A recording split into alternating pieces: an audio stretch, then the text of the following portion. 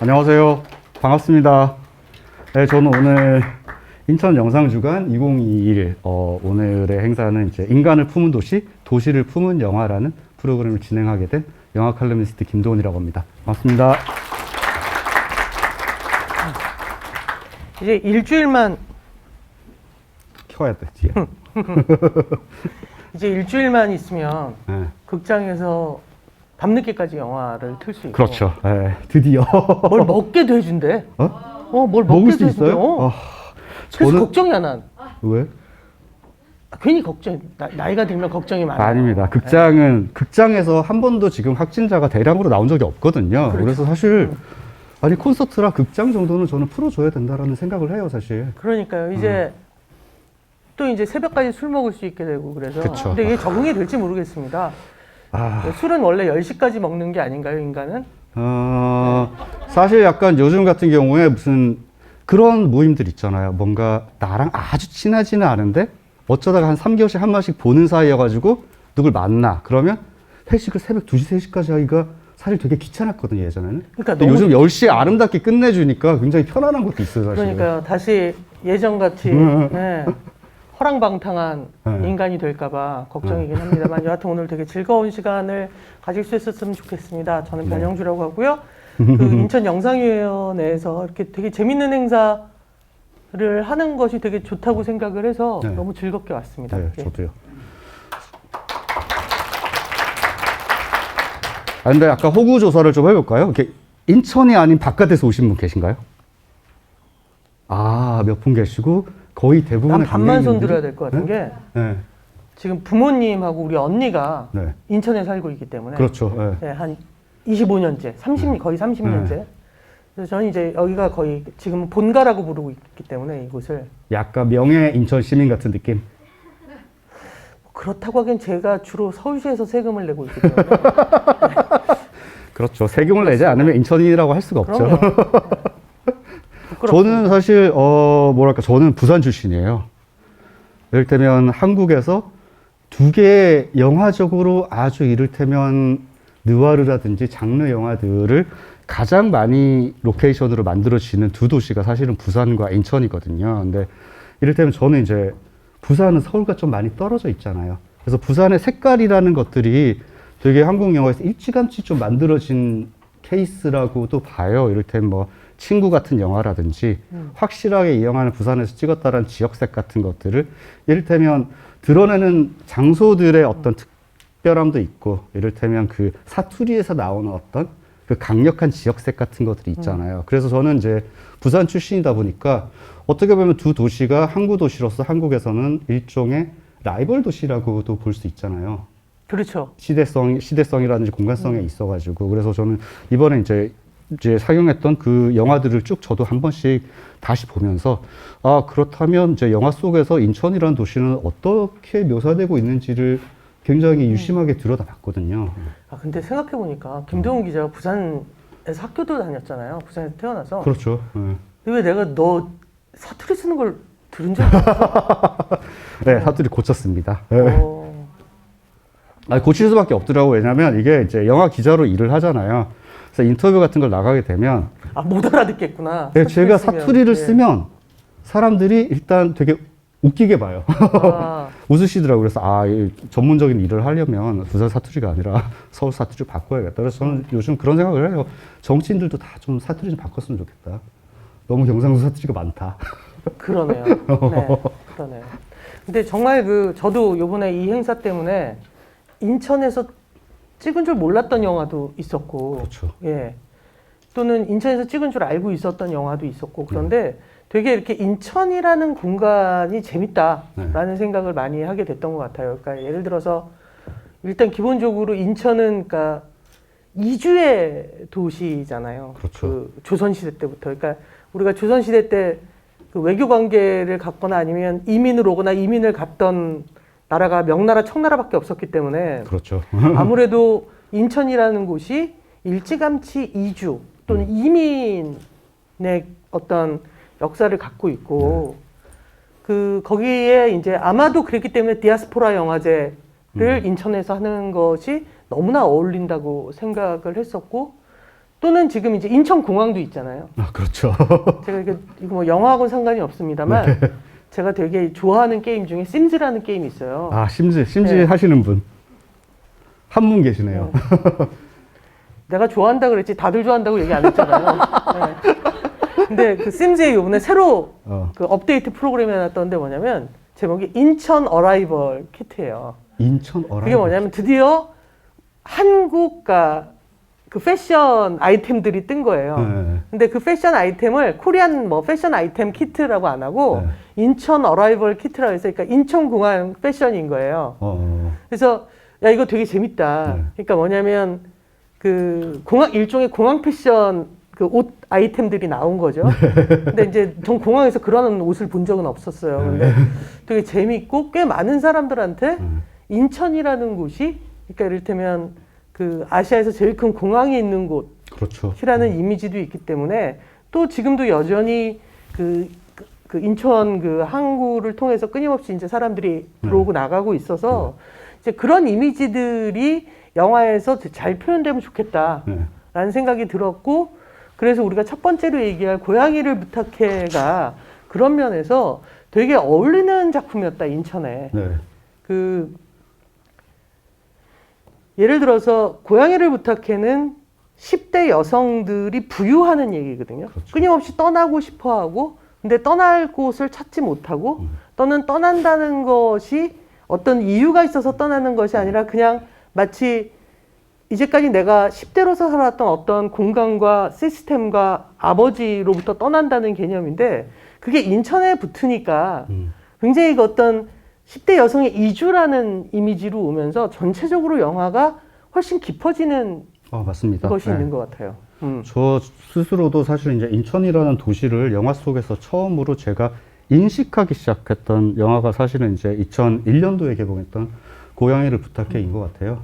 이 고양이를 부탁해 같은 경우는 사실 이 영화를 처음에 봤을 때는 사실 인천이라는 그 도시에 대한 묘사가 사실은 굉장히 잘 나오잖아요, 영화 속에서. 그래서 사실 제가 영화 속에서 인천이라는 공간을 그렇게 집중적으로 본 것이 사실은 고양이를 부탁해가 처음이었던 거예요. 심지어 인천 요번이 처음에 온 거라고. 처음으로 인천에 온 거예요. 어떻게? 그래서 막 너무 신기하는 거 있죠. 내가 좀 데리고 다녔거든요, 신포동 인근을. 재밌어 하더라고요. 네. 왜냐면, 인천을 와본 적은 있습니다. 제가 왜냐면 이제 락 페스티벌을 굉장히 좋아해요. 그래서 펜타포트 락 페스티벌이 열렸을 때 항상 인천으로 왔는데, 그때는 사실 내가 인천으로 오고 있다. 인천이라는 어떤 특정한 도시로 오고 있다라는 느낌보다는 이를테면 그냥 락 페스티벌을 위해서 온다라는 느낌이 강했기 때문에 인천이라는 도시에 대한 인식을 잘 하지는 못했어요. 그런 페스티벌들을 오면서. 그리고 되게 저희한테는 인천이란 공간은 사실 이제 공항을 갈 때 항상 이용하는 그런 지나가는 어떤 공간 같은 것이잖아요. 근데 어느 순간 제가 이제 인천공항에서 서울로 돌아오면서 느끼기 시작했던 게 뭐냐면 사실 아주 옛날에는 인천 공항에서 딱 서울로 들어오기 전에 이제 인천의 도시가 딱 보이잖아요. 근데 어느 순간 이제 굉장히 긴 다리가 생기기 시작하고 굉장히 높은 건물들이 생기기 시작하고 그런 마천루들이 먼저 눈에 들어오더라고요. 그래서 인천이라는 도시는 그렇다면 부산과 비교해서 어떤 장점을 갖고 있고 어떤 느낌을 가지고 있는 도시인가가 항상 전 지나치면서 좀 궁금했었어요. 그래서 오늘 와서 이제 요 계양로 쪽을 좀 둘러봤는데 느낌이 뭐냐면 약간 사실 이렇게 부산이랑 비교를 해도 되는지 모르겠는데 빈티지한 부산 같다라는 느낌을 좀 받았거든요. 왜냐하면 부산이란 도시가 사실 이제 느와르의 뭐 무대로라든지 아니면 여러 영화들에서 쓰이긴 하지만 부산은 이를테면 개항 도시로서의 어떤 이국적인 느낌이라든지 낯선 느낌 같은 게 사실 하나도 없어요. 왜냐하면 이미 거기는 7, 80년대에 너무나 고도 발전이 시작이 됐기 때문에 이를테면 시청이라든지 이를테면 개항 시절부터 이렇게 딱 전해지는 건물들을 이미 다 파괴를 하고 재개발을 했거든요. 그래서 부산은 사실 그런 흔적이 없어요. 근데 인천에 돌아보면서 느낀 것은 이 도시는 자기만의 충분한 색깔을 가지고 있는데 그게 왜 아직까지 그렇게 잘 알려지지 않았을까라는 의문이 좀 들더라고요, 저는. 근데 이제 이 동네만 돌아보셔서 그래요. 인천이 넓죠. 예. 그러니까 그 뭐랄까 인천에 저는 이제 이게 단점이 아니라 장점 같은데 지역색이 분명히 보이지 않는다는 게 저는 인천이 굉장히 중요한 장점. 네. 그러니까 무슨 뜻이냐면 부산이다. 그러니까 우리가 주로 이제 한국 영화에서 되게 많이 로케이션을 하는 곳을 생각해 보면 뭐 서울, 그다음에 부산, 그다음에 전주, 광주, 그렇죠. 뭐 이쪽이란 말이에요. 근데 전주, 광주 뭐 또는 부산은 지역색이 되게 명백해요. 맞습니다. 그러니까 뭐냐면 그 대한민국이라는 공동체에 보편타당한 깡패가 나오는 게 아니라 그 동네 깡패가 나온다는 느낌이 든단 말이죠. 그렇기 때문에 그것이 그 지역이라는 공간이 서사를 구축하면서 그게 재미있을 수도 있지만 사실은 방해하기도 해요. 그러니까 무슨 뜻이냐면 부산 얘기다. 네. 그러면 2시간 동안 왜 우리가 부산 사투리를 들어야 하나라는 생각을 할 때가 있거든요. 그럴 수 있죠. 자막도 안 주면서. 네. 네. 아 정말 사실 부산 사투리 나온 영화들은 자막을 좀 깔아야 될 것 같아요. 깔아야 돼. 자기네 말이 무슨 다 알아듣는 말인 줄 알아. 그래서 저는 정치인들이 표준어 써야 되는 거 동의합니다. 아 맞습니다. 네, 너무 경상도 사투리 너무 많아요. 정식에. 그러니까. 약간 덜 듣고 싶어 이제. 근데 인천의 영화들을 보면 그냥 표준어를 쓰잖아요. 그러니까 어떤 지역색의 언어가 아니에요. 네. 그렇기 때문에 이것을 그러니까 이건 장점인데 사실은 단점인 거죠. 뭐냐면 인천이라는 곳이 보이지 않고 영화가 그냥 보이고 그 공간이 보이는 거예요. 그래서 어쩌면 우리가 한국 영화에서 꽤 많이 저 공간 너무 좋은데? 라고 했던 곳이 인천일 때가 되게 많을 거예요. 그럴 수 있죠. 네. 예를 들어서 누가 인천에서 기가 막히게 찍어놓고 이거 서울 얘기야 라고 해도 믿을 거고 그렇죠. 뭐 대전 얘기야 해도 믿을 수 있는 어떤 그러니까 관용도가 넓은 도시인데 되게 독특한데 관용도가 넓다는 거죠. 항구 도시이기 때문에 또는 일찌감치 이주의 도시였기 때문에 이를테면 이 신포동을 비롯해서 차이나타운 가기까지 그 계양로 유적이라든가 또는 되게 오래된 건물들이라든가 뭐 이런 것들이 그 되게 오소독스하지만 사람들은 그걸 인천이라는 배경으로 보는 게 아니라 대한민국의 역사 속에서의 배경으로 보는 거예요. 그렇죠. 그래서 관용도가 되게 넓어서 그게 장점일 수도 있고 단점일 수도 있죠. 그렇죠. 그래서 고양이를 부탁해를 인천에서 찍은 걸 모르는 분들 꽤 있을 수도 있어요. 그럴 수 있습니다. 네. 그러니까 그냥 서울 변두리에서 찍은 거 아니야? 라고 생각할 수 있거든요. 근데 그게 인천이라는 어떤 지역색이 만약 독특한 게 있다면 영화는 조금 더 다르게 해석되겠죠. 그 어떤 이주의 역사 속에서 해석되어지거나 또는 인천이라는 공간으로부터 해석되어지는 어떤 것이 있겠지만 그런 면에서 비슷한 게 이를테면 천하장사 마돈나인 것 같아요. 그러니까 천하장사 마돈나는 앞에 얘기가 10대의 이주에 관한 얘기라면 천하장사 마돈나는 그야말로 이주할 곳이 없는 존재에 대한 얘기란 말이에요. 네. 어떤 곳에서도 받아주지 않는 그 트랜스젠더 소년이 그 주인공인 영화잖아요. 그렇죠. 아마 거기서 인천의 지역색이 확 드러나는 건 차이나 드레스 입고 나 장만옥 같지 않아라고 하는 그 씬이 그렇죠. 가장 그 이를테면 인천에서 찍었나 보다라는 생각이 들. 그리고 그 메가도 장군 동상. 그렇지. 밑에 장면이 하나 나오죠. 네. 그러니까 이런 것처럼 그런데 그것이 인천이라는 그 어떤 지역성이 확 들어오는 순간 부유한다 또는 그 거주하지 못하고 있다라는 이미지들이 훨씬 더 세게 다가올 수 있거든요. 그래서 그런 어떤 관용도가 넓다는 것이 장점이자 단점이 될 수 있는데 그것들을 어떻게 잘 만들어내는가가 되게 중요할 거고 거기에 여기 뭐 벌써부터 결론 같은 얘기이긴 하지만 그런 면에서 그 어떤 지역 출신 영화 감독의 작품이 되게 중요하다라고 생각을 해요. 예를 들어서 그 제가 되게 좋아하는 그 후배 감독님 중에 허지은 감독이라고 있어요. 네. 이 친구는 아직 장편을 못 만들었네? 단편만 쭉 만들었는데 이 친구는 뭐냐면 광주에서만 영화를 찍어요. 근데 이 친구가 찍는 게 그래서 광주에서 뭐 이를테면 오리탕에 관한 영화를 찍거나 뭐 이를테면 5.18에 관한 영화를 찍거나 이런 게 아니라 되게 보편타당한 그 어떤 여성의 시선으로 보는 영화들을 찍어요. 그런데 그녀의 영화를 보다 보면 어느 순간 이거 광주에서 찍은 것 같다는 느낌이 들거든요. 그건 뭐냐면 그곳의 건물과 그곳의 정서가 나타내는 어떤 특징이 보편타당한 이 이야기 속으로 들어오는 게 있단 말이에요. 근데 그건 정말 지역 출신 감독 많이 할 수 있는 맞습니다. 어떤 정서가 있기 때문에 그래서 아마 꽤 많은 영화제에서 그러니까 작은 영화제, 그러니까 이제 뭐 부산 같은 큰 데 말고 좀 작은 영화제에서 지역 출신 감독들의 영화를 계속적으로 주의 깊게 보는 건 그 영화제와 지역 출신 감독의 영화가 사실은 같이 가야 되는 게 있거든요. 그러니까 뭐냐면 그 공동체에 관한 서사기 때문에 그래서 그런 것도 되게 필요하다는 생각은 들어요.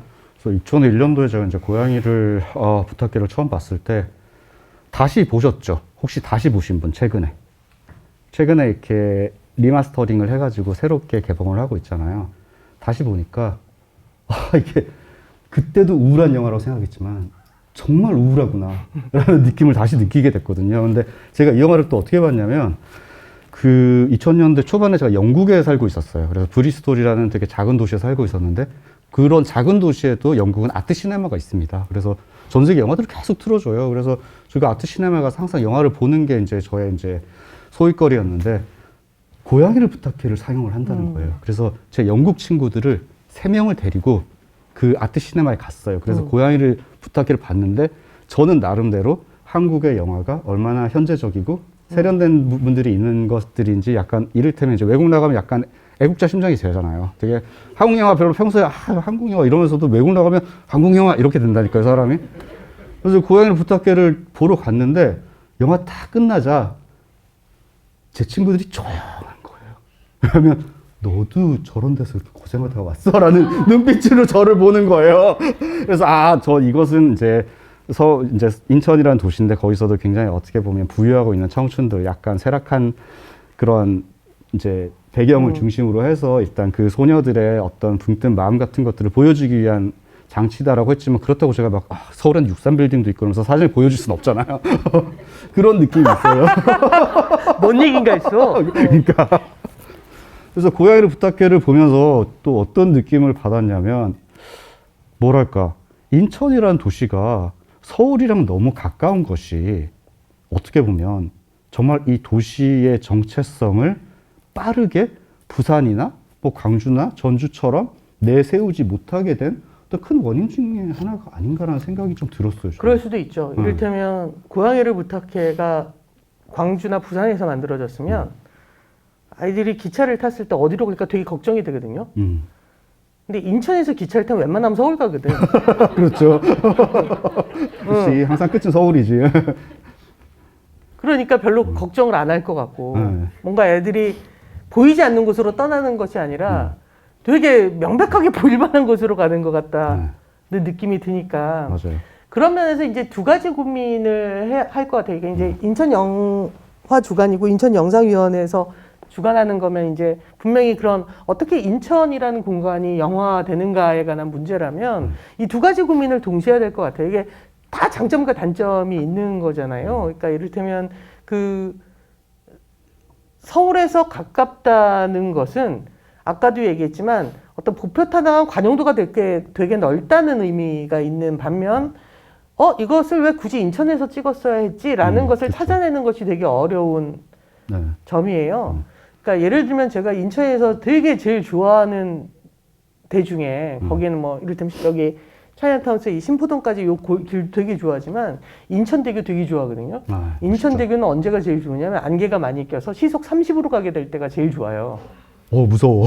진짜 무서워. 진짜 무섭고 갑자기 내가 영화 스크린 안으로 확 들어온 느낌이 들어요. 그러니까 그러면서 심지어 그게 아침에도 한번 그런 경험을 한 적이 있고 밤에도 그런 경험을 한 적이 있는데 두 개가 되게 달라요. 근데 그 순간 인천대교는 인천에서 가장 최근에 지어진 건축물 중에 하나일 거예요. 근데 너무 인천 같은 거야. 어떤 면에서요? 그러니까 뭐냐면 어디로든 빠져나갈 수 있고 어디로든 갈 수 없다는 느낌이 들더라고요. 그래서 그 개인적으로 거기 통행료를 꽤 세게 받거든요. 네. 근데 제가 서울에 살고 있는 집에서 한 2주에 한 번 정도 이제 부모님 댁을 가는데 꼭 그쪽을 거치게 돼요. 네. 그러니까 그 경인고속도로를 타는 게 아니라 그 인천대교를 건너가면서 제발 오늘 안개 껴라. 혼날 일이죠. 갑자기 그렇죠. 시속 100으로 가는 그 도로를 시속 막 30, 50 이렇게 가게 되니까. 사고 납니다. 네. 근데 그 어떤 그러니까 뭐냐면 전 그게 바다라는 느낌이 들었던 거예요. 네. 그 안개가 끼는 게 그렇죠. 뭔가 바다의 이미지고, 그러니까 인천이라는 바다의 이미지가 저한테는 그런 뭔가 도심을 감싸는 안개, 네. 뭐 이런 거라서 그 이를테면 저는 예를 들어서 괴수 영화를 찍는다. 네. 근데 부산은 안 어울려, 항구가 있어도. 그렇죠. 부산은 좀 어울리지 않는데 인천은 왠지 어울릴 것 같은 느낌이 약간 들어요. 안개 속에서 싹 이렇게 중국 쪽에서 이렇게 약간 올 것 같은 그런 느낌으로다가 웬만한 안 좋은 건 요즘 그쪽에서 많이 오거든. 네, 이건 나쁜 말이에요. 네, 이런 말씀 안 그렇습니다. 됩니다. 네. 굉장히 어때요? 이거 네. 그 나라 차별을 지금 하고 있었나요? 네, 제가 잘못했어요. 근데 그런 생각이 들었어요. 그러니까 부산이나 이를테면 다른 도시들을 어쨌든 무대로 한 영화에서는 떠난다라는 느낌보다는 어쨌든 그 도시에서 어쨌든 계속 살거나 혹은 떠나면 확 떠날 수 있어요. 이를테면 부산에서 학교를 나온 사람들은 특히 이제 여성들의 경우에 더 그렇죠. 만약에 부산이 고향이고 서울 쪽에 학교를 오거나 그렇게 되면 이제 취직을 하시면 부산에서 서울로 온다라는 것은 이를테면 그 도시에서 완전히 떠나서 서울에 내가 새롭게 자리를 잡는다는 의미가 돼요. 이를테면 일종의 새 출발이 가능한 정도로 떨어져 있는 도시라고 완전 해야 이주를 될까? 하는 거죠. 그렇죠. 근데 인천 같은 경우는 보니까 대학을 서울에 붙거나 취직을 해도 출퇴근이 가능하잖아요. 그 출퇴근이 가능하기 때문에 뭐라고 해야 되지? 도시에 약간 오히려 발목을 잡혀 있다라는 느낌의 캐릭터들이 저는 보이거든요. 끝내 떠나지 못한. 끝내 떠나지 못하고 이를테면 서울에 어떻게 보면 좀 종속되어 있는 그런 느낌 같은 것들. 근데 그것들로부터 어쨌든 좀 멀어지고 싶어 하는 것이 지금 어쨌든 인천을 무대로 영화를 만드는 사람들이 인천이라는 공간을 쓸 때 요즘 좀 바뀌고 있는 지점이 아닌가 그런 생각이 들거든요. 그렇죠. 저는. 근데 저는 사실 인천이 그 영화 찍기에는 굉장히 좋은 곳이다. 네. 그러니까 너무나 재밌는 공간이 많고 그 어떤 그 풍경이 되게 재밌다고 생각을 하는데 네. 근데 과연 이곳이 영화 찍기에 좋은 곳인가? 그러면 1번 그 아무래도 그 영화 찍는 사람들의 대부분의 그 어떤 그 둥지가 서울이기 때문에 서울과 가깝다는 건 굉장히 큰 장점이에요. 그런데 인천에는 세트장이 없죠. 없죠. 네. 대형 세트장이 없죠. 그러니까 저는 사실은 인천이 그러니까 혹시라도 제가 하는 말을 인천시 계신 분들이 좀 듣는다면 그 영화 촬영 공간을 유치한다는 게 꽤 괜찮은 사업이에요. 그러니까 지금 이제 영화뿐만이 아니라 드라마까지 막 엄청나게 그러니까 거의 아시아 허브하고 있잖아요. 한국이. 그러면 굉장히 많은 작품들이 필연적으로 몇 달간 반강제적으로 모여서 거기서 소비를 하게 된단 말이에요. 그렇죠. 그런 면에서 꽤 괜찮은 지역 사업인데 이 인천이 이런 그것을 많이 하려면 서울에도 이젠 세트장이 없어요. 옛날엔 말이 됐었어. 왜냐하면 양수리에 대규모 세트장이 있었고 그럼 양수리에 있는 세트장에서 찍다가 인천 가서 로케이션을 한다. 그건 어려운 일이 아닌데 이제 서울에 대규모 세트장이 없어졌어요. 거기가 없어졌다고. 그래서 이제는 대규모 세트장을 구하려면 대전을 가거나 부산을 가거나 가야 되죠. 사실은 모자라 죽을 지경이거든요. 그래서 만약에 인천에 좀 그 시에서 운영할 수 있는 공유지가 있다면 지금 당장 그 대규모 세트 더구나 이제 CG의 시대잖아요. 그렇죠. 모든 걸 이제 그릴 수 얼마든지 있는 이제 그러니까 그림 페인팅. 드디어 영화가 회화의 시대로 가고 있단 말이에요. 그런 면에서 필연적으로 세트장이 많이 필요하기 때문에 만약 인천에서 뭔가 우리가 전투적으로 그 영화 산업을 유치하고 싶다면 제일 필요한 건 제가 보기엔 세트장이 1번. 그것도 대규모 세트장이 1번인 것 같고 두 번째는 뭐냐면 이거 되게 좀 웃긴 영화하고 전혀 상관없는 것 같지만 우회도로 개발이라고 생각을 해요. 그것은 또 무슨 이유에서? 필연적으로 도로들이 많이 필요해요, 영화에서. 네, 그쵸. 근데 그것이 점거되어질 수 있느냐는 거지. 그러니까 이를테면 내가 인천대교를 너무 좋아해. 그래서 인천대교에서 영화를 찍기로 했어. 그랬을 때 인천대교가 통제 가능한 범위냐는 거죠. 통제가 불가능한 거예요? 인천대교는? 사람들이 그럼 어디로 가? 하죠. 여러분 영화 찍고 있으면 여기서 잠시 차를 놔두시고 헤엄쳐서 건너가시면 이럴 수는 없잖아. 하긴 사실 어떻게 보면 이제 광안대교 같은 경우에 영화에서 굉장히 많이 쓰이잖아요, 부산. 근데 그거는 이제 도심과 도심을 연결하는 도로이기 때문에 막고 촬영을 해도 사실 다른 길로 갈 수가 있어요. 그렇죠. 그러니까 인천대교도 막 우회하면 이렇게 우회 도로가 있지만 그런 시스템이에요. 그러니까 예를 들면 이런 거죠. 그러니까 저는 꽤 많은 시에서 영상위원회를 만들었어요. 되게 많아요. 우리나라에 영상위원회들이 되게 많은데 시에서 착각하고 있는 것 중에 하나가 뭐냐면 영상위원회가 할 수 없는 것들이 있어요. 근데 이건 부산도 잘 안 해. 어떤 건가요? 그러니까 뭐냐면 예를 들어서 인천대교에서 일주일 동안 영화를 찍어요. 네. 뭐 이를테면 센 영화로 갑시다. 마블 영화로 합시다. 마블 영화. 마블 영화로 합시다. 그래 네가 제일 세니까. 이터널스 2야. 이전에 찍어 이터널스 2를. 근데 통제한다고 할 때 그냥 단순하게 통제되는 게 아니라 영화 촬영은 되게 일찍 정해지니까 뭐 이를테면 우리 지금 코로나19와 관련해서 공적인 카톡이 오는 것처럼 인천 그 지역의 주민들한테 언제부터 언제까지 여기가 통제된다. 네. 우회도로는 이렇게 돼 있고 인천시는 이것을 위해서 이런 준비를 하겠다. 같은 시스템을 만들면 영상위원회가 되게 공격적인 마케팅을 할 수가 있어요. 네. 그리고 아까 어느덧 영화는 회화의 시대로 접어들었다고 했잖아요. 그러니까 그쵸. 사실은 그런 시스템이 있으면 배경은 마음껏 그릴 수 있거든. 네. 그러니까 이를테면 인천대교 옆에 5, 6도를 그릴 수도 있다고. 그렇죠. 그런 면에서 이를테면 시스템을 만드는 것들이 되게 필요하다. 그러니까 그런 식으로 뭔가 공격적인 마케팅을 해서 굳이 인천에서 안 찍어도 되는데 효용성 때문에 인천에서 영화를 찍는 영화들이 많아지는 어느 날 인천이란 지역의 지역성이 만들어진다고 생각해요. 아, 그렇습니다. 써봐야 만들어지거든, 지역성은. 그렇죠. 이를테면 이제 인천이란 도시에 이렇게 랜드스케이프가 뭔가에 대해서 생각을 종종 준비를 하면서 하게 됐는데 인천이라는 공간을 딱 떠올렸을 때 이를테면 뭐 부산이라는 이제 공간을 떠올리면 딱 그려지는 그림, 보편적인 그림 같은 게 있거든요. 이제 해운대랑 그리고 광안대교 그리고 되게 부둣가에 그렇게 산까지 막 이렇게 집들이 올라가 있는 그런 약간 거대한 일종의 항구의 느낌 같은 것들이 딱 그려지는데 인천이라는 랜드스케이프가 영화 속에서 어떻게 쓰여졌나를 딱 생각을 하는 순간 사실상 인천이라는 랜드스케이프를 굉장히 어떻게 보면 매력적인 도시로 그려내는 영화 자체가 굉장히 부족했다라는 생각이 들어요. 그래서 어떻게 보면 한국 영화 속에서 인천이란 공간은 천하장사 마돈나도 그렇고 고양이를 부탁해도 그렇고 이를테면 일종의 파이란 같은 경우도 그렇지만 이를테면 아까 말씀하셨던 것처럼 자리를 마음을 그 도시에 두지 못하고 혹은 떠나고 싶어 하는 그런 욕망을 가진 사람들인데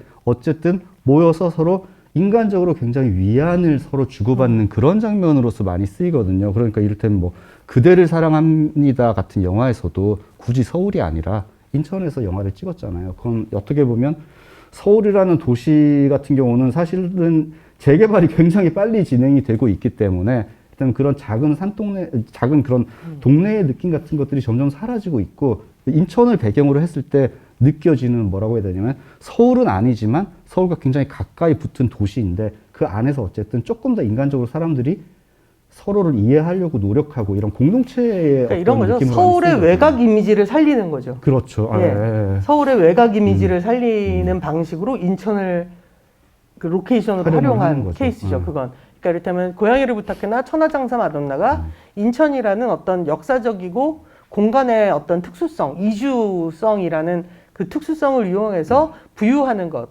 이주하고자 하는 어떤 조그만 열망들을 극대화하는 데 썼다면 그대를 사랑합니다 같은 영화는 이를테면 서울의 외곽 이미지를 그냥 차용해서 굳이 그곳이 인천이라는 공간일 이유는 없는 거죠. 그걸 설명해야 될 이유가 없는 거고.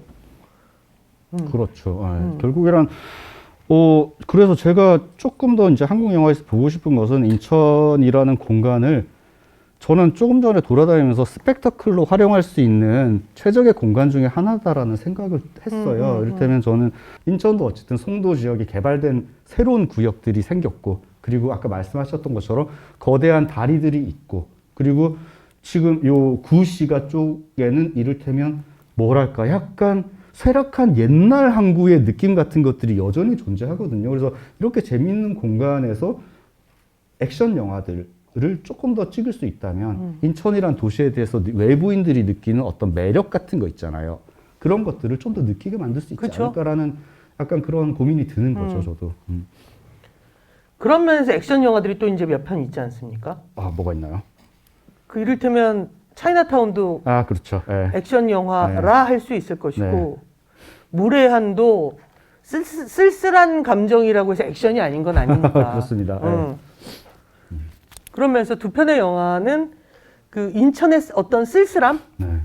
또는 그러니까 차이나타운은 아예 차이나타운이라는 그쵸, 인천에도 있고 부산에도 있고 또 딴 동네에도 차이나타운이 있는데 차이나타운은 일단 인천 그렇죠. 이라는 일단 느낌이 드니까. 사실은 이제 인천이 중국이랑 가장 가깝기 때문에 이제 중국의 문물들을 가장 빨리 받아들였고, 여전히 이제 중국인 인구가 가장 많은 도시가 인천이잖아요. 아 그렇습니까? 네, 그렇습니다. 부산은 그러니까 차이나타운이라는 이름은 있는데 이미 거의 사라졌어요.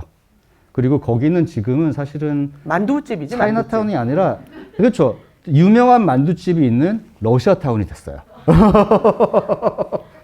약간 더 그치. 러시아 오히려 러시아죠. 네, 그러니까 그쵸. 이렇게 해가지고 오니까. 예. 그래서 이제 부산 같은 경우는 이제 차이나타운이라는 그런 이국적인 느낌은 없고, 사실 이제 부산은 저는 그냥 바다가 많은 서울이라고 생각을 해요. 근데 인천 같은 경우는 조금 더 그 특색을 살리는 영화들이 조금 더 나오면 좋지 않을까라고 생각하던 와중에 사실 이제 차이나타운이라는 상업영화가 나온 거거든요. 근데 그 차이나타운이라는 영화에서 인천이라는 공간은 사실 어떻게 보면 완벽한 장르적 판타지의 그쵸. 공간으로 쓰입니다. 예. 저는 그런데 그런 부분에 있어서 어떻게 보면 어떤 분들은 이제 인천을 굉장히 피상적으로 다루었다. 인천이라는 도시의 진정한 어떤 느낌이 아니라 그냥 차이나타운이라는 그냥 제목을 만들어내기 위해서, 그 사실 인천 차이나타운이 그런 무슨 영화에 등장하는 것처럼 그런 막 범죄가 엄청나게 이루어지는 장소가 아님에도 불구하고 어쨌든 인천이라는 공간, 차이나타운이라는 이름이 주는 그 느낌으로부터 그 요소들을 뽑아내서 감독이 완벽하게 장르적 판타지의 어떤 무대로 만든 거거든요. 근데 저는 그게 나빴느냐? 제 개인적으로는 굉장히 인천을 잘 활용한 영화라는 생각이 들었어요, 저는. 그러니까 차이나타운의 재미있는 점은 뭐냐면 국적성이 없는 영화예요. 그러니까 한국말을 쓰는 홍콩이라는 공간의 어떤 것 같기도 하고. 네. 그러니까 그 당대성이나 국적성이라는 것을 확 넓혀버린 영화라서 이제 거기서 되게 이렇게 보편타당한 그 인간이 그 순간 어떤 감정을 갖거나 어떤 윤리성 안에서 움직이는가에 관한 얘기잖아요. 그러니까 그런 면에서 그런 것들이 근데 의외로 인천이라는 공간하고 잘 어울린다라는 것도 한번 유념해 볼 필요는 있다는 생각이 들어요. 이제 반면에 무례한 같은 경우는 정말 쓸쓸함이죠. 그렇죠. 근데 그게 서울에서 찍었을 때 감정이 왔을까? 아닐 것 같거든. 특히 이제 저는 한국 영화에서 가장 쓸쓸한 엔딩이 무례한 엔딩이라고 생각하는데. 너무 쓸쓸하죠. 예, 물론 이제 과학적으로는 좀 의심스럽죠. 저렇게 오래 살 거면 왜 애초에 병원에 안 갔을까? 뭐 이런 생각은 듭니다. 무례한을 보면 찔렸을 때 5분 안에 병원에 갔으면 100% 사는 건데 왜 살려고 하지 않고 죽을 때까지 걸어갈까? 뭐 이런 의심은. 예. 우승욱 감독님 안 오셨지? 안 오셨어요. 그러니까 뭐은 들지만 여하튼 이제 그런 어떤 과학적인 것들을 좀 제외하고 나면 한국 영화에서 그 정도의 쓸쓸한 정서, 그것도 이렇게 그 어떤 쓸쓸한 남성의 정서를 그렇게 그 쓸쓸하게 그린 완성도의 엔딩이 있었나라는 생각은 들어요. 예. 그리고 그게 인천이 아니었으면 재밌었을까? 그렇죠. 예. 근데 그건 또 어떻게 보면 이제 파이란이라는 영화 일맥상통한 데가 있기도 하잖아요. 아, 그렇죠. 네. 파이란 영화 사실 이제 그 중국 배우가 나오는 영화고 어쨌든 한국과 중국과의 어떤 인천이란 도시가 중국이라는 나라와 갖고 있는 어떤 밀접하고 복잡하게 얽혀 있는 그 관계 같은 것들을 파이란에서 정말 잘 그려냈잖아요. 그래서 파이란을 보면서 말씀하셨던 것처럼 무례한을 보면서 느꼈지만 인천이란 도시를 다룰 때는 왠지 쓸쓸해요. 그렇지 않나요? 인천이라는 도시를 항상 어떻게 보면 감독들이 굉장히 애달프고 쓸쓸한 장소로 그려내는 그런 방식으로 인천을 많이 다룬단 말이죠. 그러면 어떤 생각이 드냐면 그렇다면 저는 인천 사람이라는 정체성은 도대체 무엇일까에 대해서 저는 생각을 하게 되더라고요. 이를테면 부산이라는 공간은 사실 부산 오리지널 부산 출신들은 부산에 그렇게 많이 살지 않습니다. 부산이라는 도시도 지난 한 반세기 정도 급격하게 빠르게 성장한 도시이기 때문에 이를테면 경상도 지역에 수많은 사람들이 이주해 와서 만든 일종의 메트로폴리스라고 할 수 있잖아요. 그러니까 많은 지역색들이 섞여 있는데 이게 재미있게도 부산이라는 공간에 들어오는 순간 부산의 지역색으로 환원이 되었고 이 사람들의 모든 정체성을 부산이 부산 사람으로서 품어버린다는 그런 느낌이 있거든요. 근데 인천 같은 경우는 제가 좀 이렇게 인구 같은 것들을 좀 봤더니 사실은 충청도 지역에서 이주해 오신 분들이 100만 정도가 인천에 있으시대요. 그건 되게 특이한 경우거든요. 이를테면 아주 옛날에 이제 전라도 지역 분들이 서울로 굉장히 많이 이주를 하셨던 것처럼 충청도 분들이 인천으로 많이 이주를 하셨던 건데 그렇다면 인천도 이제 인구가 300만 정도인데 외부 이를테면 인천이 또 급속하게 인구가 성장한 이유가 서울의 베드타운으로서 부평이라든지 이런 도시들을 지으면서 인구가 또 확 늘어난 거잖아요. 그래서 인천은 희한하게도 부산과 대구 같은 지역 대도시들의 인구가 점점점 떨어지고 있거든요. 그런데 인천은 매년 인구가 조금씩 늘고 있어요, 오히려. 그러니까는 도시가 어떻게 보면 급속도로 서울과 붙어서 확장이 되고 있는 지금 그런 상황이란 말이에요.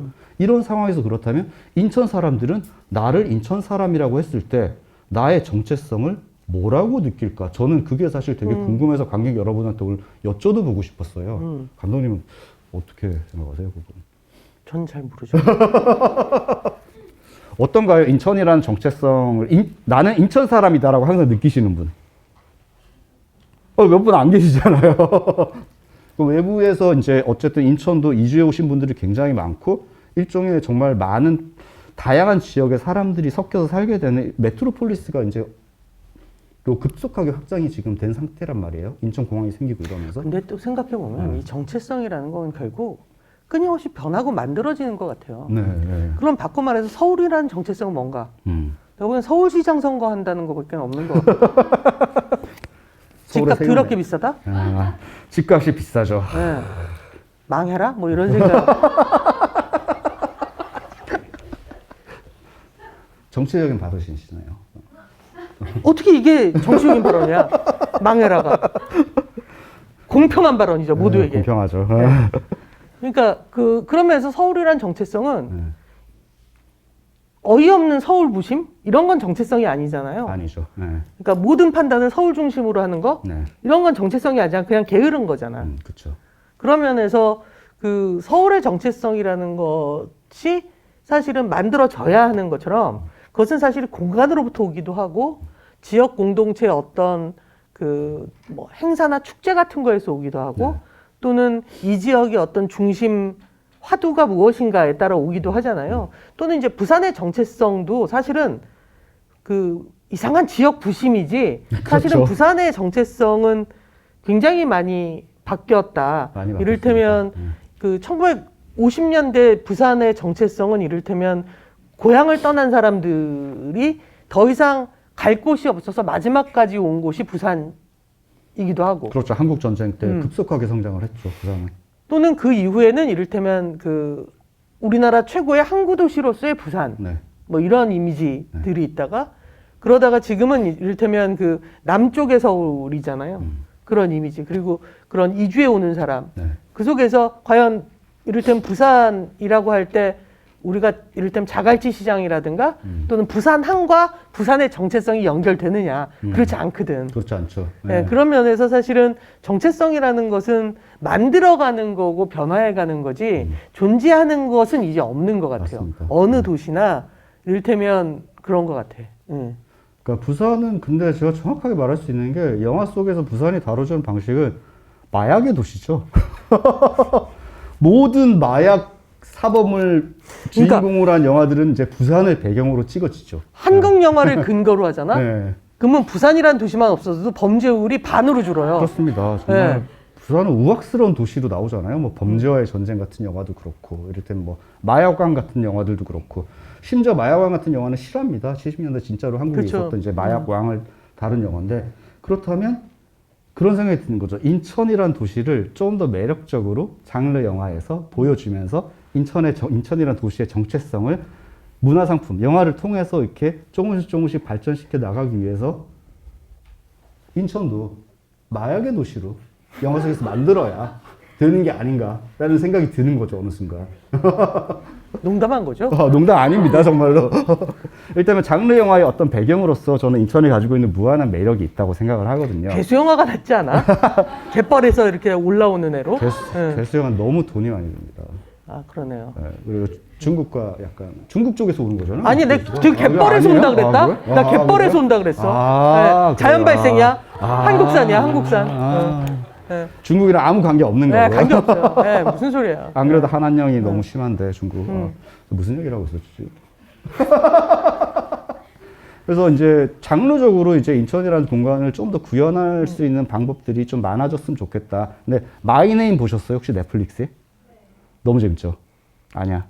재미가 있을락 말락 하다가 끝이 났는데 그 영화에서, 그 드라마에서 정말 좋았던 장면이 항구 도시를 배경으로 해요. 근데 제가 보기에는 일종의 부산에서도 좀 찍은 것 같아요. 그런데 부산이라는 느낌, 혹은 이게 인천이라는 느낌, 뭐 항구 도시라는 것만 있고 완전히 새로운 도시의 이름을 만들었어요. 아예 그 도시 이름이 아예 달라요. 그래서 이것은 부산일 수도 있고 인천일 수도 있겠다라는 생각을 계속하게 되는데 그 도시의 이름이 인천이랑 오히려 더 가깝고 부둣가에서 이를테면 장르적으로 뭐가 쓰이냐면 말도 안 돼요. 사실 이제 옛날 홍콩 영화에서 보던 건데 부둣가에 거대한 어떤 시설을 지어놓고 거기서 조폭들이 사람 죽이는 연습을 하는 그런 장소가 있어요. 그건 완벽하게 한국에서 있을 수가 없는 그런 무대거든요. 설정이고 무대거든요. 완전히 장르적 판타지예요. 근데 그것이 사실 그 영화 속에, 그 드라마 속에서 사실 저는 부산이라기보다는 인천이라는 느낌으로 그 드라마를 계속 봤거든요. 그래서 그런 공간들, 그런 설정들이 많아질수록 사실 인천이라는 도시를 더 매력적으로 만드는 거긴 한데 그게 정작 인천이라는 지역성과는 관계가 없어질 그러니까 수 있는 그거는 위험성도 관용도로 인해서 네. 그러니까 분리할 필요가 있다는 네. 거죠. 그러니까 예를 들어서 제가 한 5년 전인가 그 인천 영상위원회에서 하는 어떤 행사 때문에 5년인가 뭐 몇 년 더 이전일 수도 있는데 그 행사장에서 이제 밖으로 나와서 이렇게 딱 밖을 보는데 항구가 이렇게 보이는 거예요. 네. 이미지가 너무 좋은데 과연 그것이 인천의 지역성일까? 그렇진 않거든. 그거는 외부인이 갑자기 그 호텔 베란다로 나왔더니 항구가 보여. 그것도 되게 리얼한 산업적인 항구가 보여. 라는 어떤 그 레어함에 대한 어떤 내 정서인 거지. 그것이 인천의 정서야. 라고 얘기하기는 애매하잖아요. 그렇죠. 근데 이런 다양한 외부인들의 시선들이 영화에서 적극적으로 차용되면 어느 날 어떤 인천이라는 영화적 정서가 만들어지겠죠. 네. 그것이 의외로 누아르와 관계없는 정서일 수도 있고, 굉장히 누아르적인 정서일 수도 있고, 근데 그런 것 같아요. 그런 것처럼, 그러니까 그건 일단 그 공간 자체를 매혹적으로 그리고 공격적으로 마케팅을 하게 되면 만들어지는 문제이지, 지금, 그러니까 이를테면 인천의 그 영화적 정서가 무엇이냐라고 하기엔 그렇게 표본이 아직까지 그렇게 많지가 않다. 확실하지가 않죠, 저는. 다만 되게 재밌는 건 천하장사와 마돈나와 고양이를 부탁해는 만들어진 시기, 만든 감독, 하고자 하는 이야기가 다름에도 불구하고 공통의 인천이라는 정서가 되게 잘 통하는 영화더라. 맞아요. 네. 그거는 굉장히 그 발굴되고 발견된 정서 아니겠느냐라는 생각이 드는 거죠. 그게 사실 그런 움직임이 사실 인천에서 영화를 찍는 움직임이 2000년대부터 시작이 됐어요. 2000년대 초반부터 시작을 했기 때문에 그 공간들에 대해서 가지고 있는 관객들이 보는 일종의 약간 낯선 같은 것들이 있었거든요. 그 공간에서. 그러면서도 어쨌든 그 지역 안에서 사람들이 교류를 하면서 어쨌든 인간답게 살아가고 싶어 하는 그런 배경으로 인천이 주로 쓰였다는 것도 굉장히 인천이라는 도시의 특징 중에 하나인 것 같아요. 그렇죠. 네.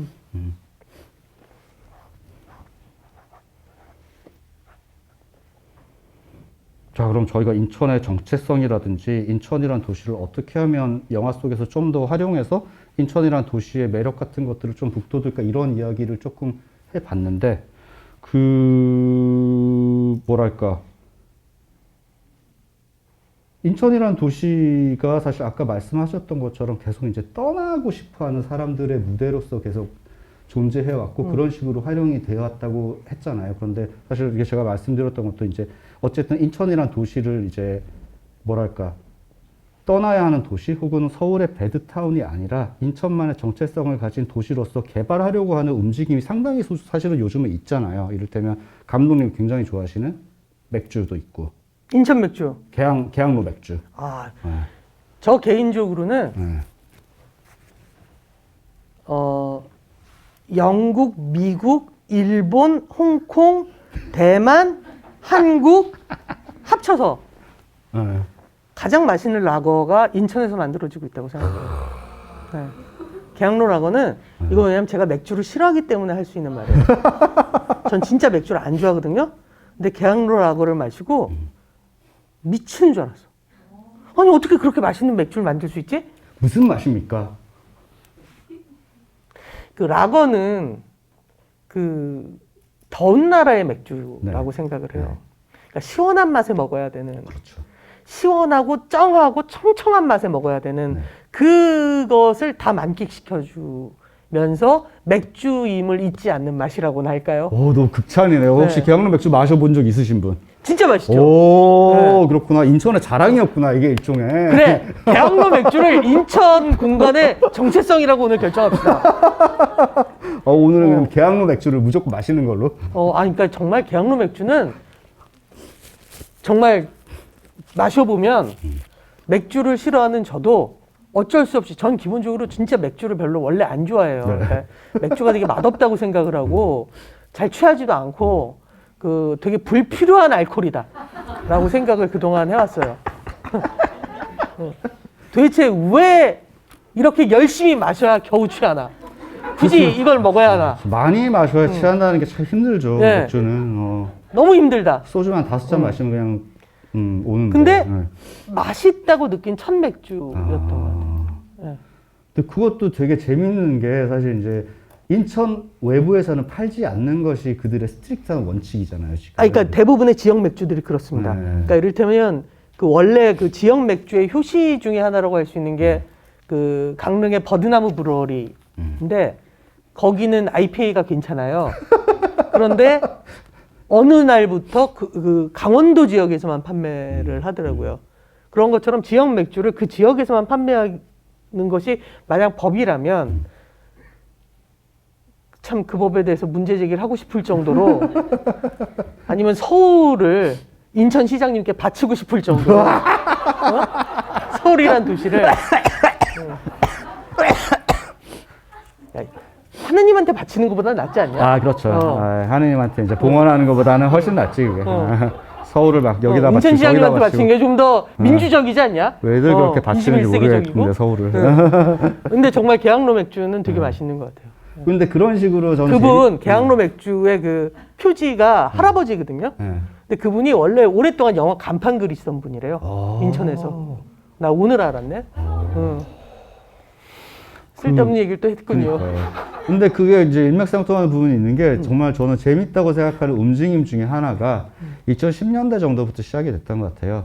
모두가 사실은 젊은 이를테면 브루어리를 하고 싶은 사람이라거나 카페를 하고 싶은 사람이거나 아니면 어떤 비즈니스를 하고 싶은 젊은이들이 다 서울로 올라왔었죠. 2000년대까지만 해도. 근데 2010년대 정도부터 부산이든 목포든 혹은 인천이든 혹은 강릉이든 젊은이들이 그 도시에서 살면서 우리 도시에서 내가 무언가를 하기 위해서 서울로 가는 것이 아니라 이제는 내가 사는 이 로컬에서 지역성을 살려가지고 나도 비즈니스를 해보겠다라고 하는 젊은 층이 굉장히 많이 늘어나고 있다는 그게 또 새로운 있거든요. 정체성이 되는 게 제가 되게 재밌는 게 이제 우리가 광주에 가잖아. 광주에 가면 광주는 뭔가 이렇게 맛부심이 있다? 광주 그렇죠, 전주는? 있죠. 그리고 지네끼리 서로 되게 뭐라고 혼내요. 맛 모른다고. 뭐라고요? 전주는 광주 애들이 무슨 맛을 하냐. 맞아. 광주 애들은 그 작은 도시에서 뭔 맛을 알겠냐. 뭐 이러고 싸운단 말이에요. 그래서 기본적으로 우리는 광주에 가면 한정식을 먹거나 뭐 오리탕을 먹거나 그렇죠. 무슨 뭐 그 낙지 뭐 호롱이 뭐 이런 느낌이잖아요. 근데 저한테 광주는 이제 더 이상 그런 도시가 아니에요. 그럼 어떤 뭐냐면 광주도 젊은 친구들의 어떤 새로운 자기 이런 것들을 되게 많이 서포트를 하고 있는데 광주는 중국집 맛집입니다. 네? 중국 음식 맛집이에요. 어쩌다 그렇게 됐어요? 나는 누가 중국 음식 그러면 광주 그래요. 그리고 더 웃긴 거 피자 그럼 광주예요. 무슨 진짜. 광주가 시카고인가요? 이게 뭐냐면 그런 청년들이 어느 날 그거를 하면서 그 이제 중국 식당을 예를 들면 이 친구는 3대째예요. 그러니까 화교고 광주에서 3대째 이제 중국 식당을 하는 화교인데 이 친구는 자기가 단 한 번도 광주 사람이라고 생각해 본 적이 없대요. 근데 이 친구가 처음으로 자기가 광주 사람이란 아이덴티티를 언제 가졌냐면 화교니까 가질 리가 없잖아요. 자기는 언제나 디아스포라라고만 생각을 했었는데 서울에 일을 배우러 와서 아, 저 광주 새끼. 아, 저 전라도 새끼. 라는 욕을 들으면서 처음으로 자기가 광주 사람이라는 아이덴티티를 가지게 된 거야. 네. 그러니까 뭐냐면 차별과 편견과 혐오가 오히려 이 친구한테 아, 나는 광주 사람이구나. 그럴 수 있죠. 예. 그래서 이 친구가 뭐 북경인가 홍콩에서도 굉장히 오랫동안 공부를 하고 와가지고 아버지의 가게를 물려받아서 새로운 중국 식당을 하면서 결혼을 해서 자기 딸을 볼 때마다 그런데요. 너는 광주 사람이야. 되게 재밌죠. 재밌네요. 그러니까 이런 게 정체성이라고 생각하는 거예요. 그러니까 뭐냐면 정체성은 정해져 있는 걸 찾는 게 아니라 어떤 화학작용을 통해 만들어지고 결의하고 깨닫게 되는 거죠. 근데 진짜 맛있어. 보보식당이라고. 진짜 맛있어. 그래서 여러분 메모해 두세요. 네, 저는 광주에 가면 그 집을 가요. 네. 그건 뭐냐면 원래 광주는 중국 식당이 그들의 정체성이 아니죠. 아니죠, 전혀. 근데 뭐 저 개인적인 문제이긴 하지만 그 피자집도 되게 웃겨요. 이 친구는 경남 사람인가 그래요. 그러니까 경남인가 경북 사람인데 우연히 왔다가 자기 동네에서는 항상 너는 저희 광주 가면 경상도에서 왔다고 맞아 죽을 거야. 맨날 그런 말을 듣고 근데 아무도 때리기는커녕 너무 잘해주니까 이 도시 뭔가 싶어서 거기서 있다가 그냥 피자집을 차린 거예요. 근데 되게 맛있어요. 그 집도. 이런 것처럼 광주에 누가 피자를 먹으러 가. 그러니까요. 근데 먹으러 가게 되는 거죠. 그거가 뭐냐면 인천이 찾아야 하는 당신이 서울에서는 경험할 수 없는 어떤 것들을 갖고 있는 것이 영화적으로 무엇일까? 라는 고민을 해야 되는데 그 고민의 방법의 1번은 뭐냐면 샘플러들이 많아야 돼. 샘플링 된 게 많아야 된다. 그러려면 영화 찍기 좋은 도시로부터 시작해야 되니까 맞습니다. 영화 찍거나 드라마 찍기 되게 좋은 도시로. 그렇죠. 자, 코로나 이후에 더 이상 영화 드라마는 그 딴 집이 아니에요. 한 집이야. 우리 한 집 살림 하잖아요, 요즘. 그래서 영화 드라마를 찍기에 좋은 도시로부터 출발해서 샘플링들이 많이 나오면 어느 날 거기서 개발되어지는 인천이라는 공간의 정체성이 나오겠죠. 그렇죠. 그래서 저는 이제 그리고 꼭 그 모든 영화에는 계양로 맥주가 나왔으면 좋겠어요. 그럼 막 난 이럴 것 같아. 누가 영화에서 정말 개연성 없이 계양로 맥주를 주며 날 믿어 그러면 믿어야 돼 저거. 이렇게 생각할 정도로 맛있어. 계양로 맥주 마시고 싶어. 저는 그런 생각도 들어요. 이를테면 이제 뭐 서울이든 어느 공간이든 상업 영화에서 혹은 상업 드라마에서 이 공간이 어떻게 쓰이냐도 이 도시의 정체성을 확립해 나가는 데 도움이 되겠지만 이렇게 자생적인 독립 영화를 만드는 감독들이 자신이 살고 있는 공간을 어떻게 영화 속에서 그려내는가도 사실은 그 도시의 정체성을 쌓는 데 굉장히 그쵸. 도움이 되거든요. 그럼요. 그런 것도 되게 중요한 것 같아요. 그러니까 그런 면에서 인천 영상이가 꽤 잘해요. 그러니까 제가 알기로는 독립영화 지원 사업을 꽤 많이 하는 거로 알고 있고 그런 것들이 기본적으로 그 젊은 세대가 이 도시를 어떻게 바라보는가를 찾는 데 되게 큰 도움이 된다고 생각을 합니다. 의외로 영화들 많다? 제가 독립영화를 보면 뭐 맨 뒤에 이렇게 자막 올라갈 때 인천 영상. 인천 영상이 무슨 뭐 독립영화 맞아요. 뭐 무슨 작 뭐 이래가지고 나오는 거 되게 많아요. 나 인천 영상에 대해서 오늘 너무 칭찬 많이 하고. 왜냐면 인천 영상회가 여는 행사니까요. 뭐 그것 때문 아니고 되게 일을 잘하는 네. 영상위원회라고 아. 생각하고 특히 여기 지금 인천 영상위원회 이원석 감독이잖아요. 우리나라에서 제일 재밌는 감독이죠. 그렇죠. 네. 그 제가 21세기 초에 들었던 충무로에서 들었던 대표적인 말이 뭐냐면 넌 사람은 재미있는데 영화는 그렇게 재밌지가 않고 어둡냐라는 말을 들었는데 이원석 감독은 영화도 재밌고 사람도 재밌는데 사람이 더 재밌는 게 문제예요. 영화가 좀 더 재밌어져야 돼 빨리. 근데 그런 면에서 되게 그 활기차고 새로운 그리고 재미있는 활동들을 할 수 있을 거라고 생각을 합니다. 그렇죠. 그러면서- 이런 기회들이 사실 이제 로컬 문화들이 자생적으로 젊은이를 중심으로 다시 이렇게 빚어지기 시작하고 그러면서 아마도 사실은 이제 인천이라는 도시의 정체성은 영화적으로는 지금 이제 찾아 나가야 되는 단계에 있다라는 생각이 들어요, 저는. 네. 그러면서 우리 한번 이제 슬슬 질문을 받아볼까요? 그럴까요? 네. 벌써 1시간이 지났는데 네. 뭐든지 양로 맥주밖에 얘기를 한 것 같지가 않은데 맥주 얘기밖에 안 한 것 같아. 벌써 1시간이 그러니까. 지났어. 부끄러워 죽겠네. 이제 질문 있으시면 저희가 마이크를 객석으로 이렇게 돌려드릴게요. 어떤 질문이 있는지 여쭤보고 싶은 것들이 있다면 지금 자유롭게 여쭤봐 주시기 바랍니다.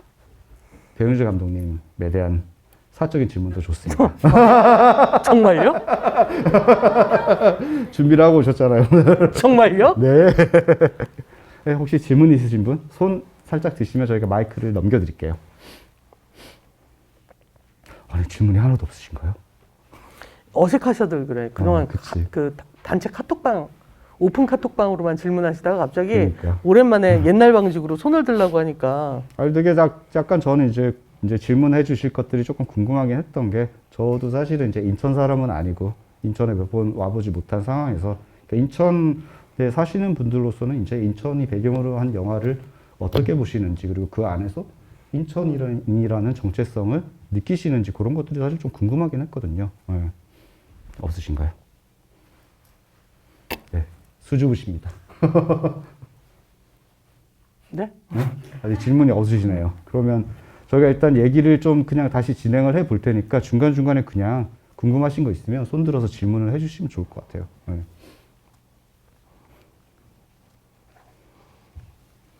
계양로 맥주 말고 이제 다른 이야기를 좀 네, 해보자. 그러니까요. 하고 났더니 되게 부끄럽네요. 인천이 제 락 팬들은 되게 인천을 하나의 어떤 거점이라고 생각을 하는 면이 있거든요. 근데 영화에. 난 아까 너무 신기한 경험이 어떤 거? 아까 둘이서 이제 신포동을 한 바퀴 걸었다고 그랬잖아요. 네. 나 길거리에서 얼터너티브 락이 가게에서 흘러나오는 네. 골목은 네. 2001년 이후 처음인 것 같아요. 저도 진짜 처음인 것 같아요. 네. 그러니까 이를테면 이제 좀 골목을 돌다 보니까 뭐 LP를 판다든지 아니면 음악을 틀어주는 그런 바들이 몇 개 있더라고요. 근데 서울은 이제 락을 틀어주는 바라는 것은 존재하지 않아요, 여러분. 아마 힙합을 틀어주는 데는 있겠죠. 그리고 이를테면 부산 같은 경우랑 인천이랑 굉장히 닮은 점이 뭐냐면요. 자생적인 락 그룹들이 있어요. 그리고 그들이 여전히 대단히 촌스럽게 헤비메탈이나 그런지 락을 하고 있습니다. 꿋꿋이 40대, 50대가 되는데 머리를 어깨까지 기르고 등까지 기르고 헤비메탈을 하는 도시가 몇 군데 없어요.